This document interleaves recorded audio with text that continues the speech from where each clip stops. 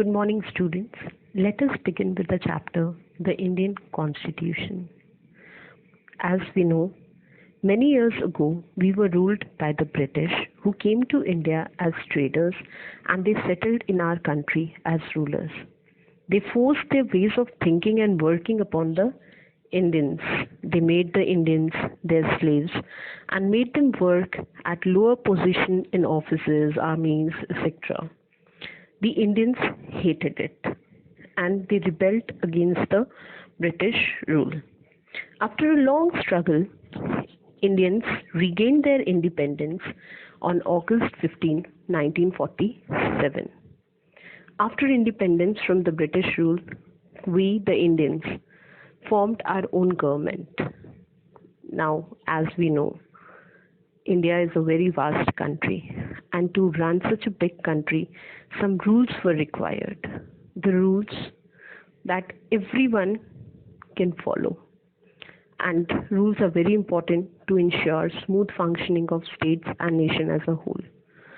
So for this, the top leaders of our country, they discussed among themselves and decided to form a set of rules to run the country democratically. This set of rules is called the Constitution of India.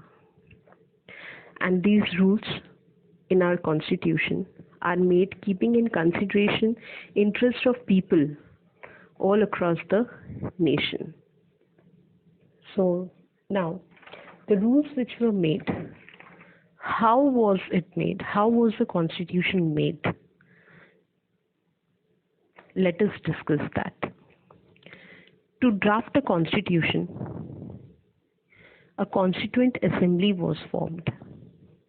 Dr. Rajendra Prasad was appointed as its president, and this assembly started working on December 9th, 1946.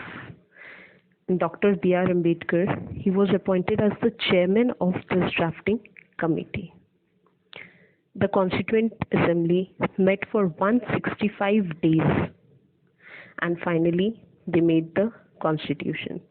And this Constitution was passed by the Assembly on November 26, 1949.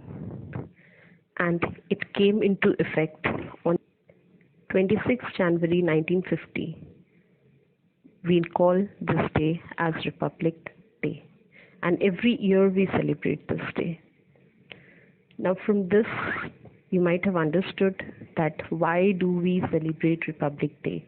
This day is celebrated because on this day, the Constitution of India came into effect and the country became a republic. Now, let me tell you, constitutions, it may be written or unwritten, but we adopted the written constitution. So the Constitution is also defined as a book or document in which rules and regulations to be followed are laid down.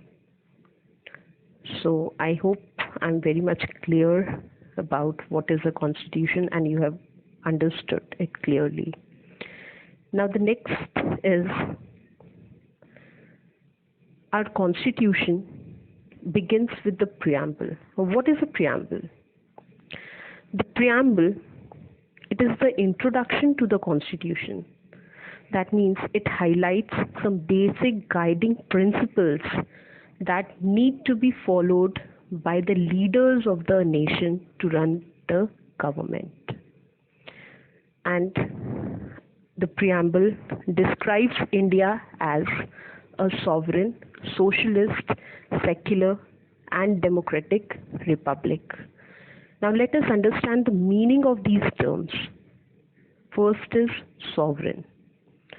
Sovereign means that only the citizens of India can decide what to do in their country or how they want the country to be run. That is, no foreign country has a right to interfere with the decision made by the citizens of India. This is what sovereign means. Next point is socialist.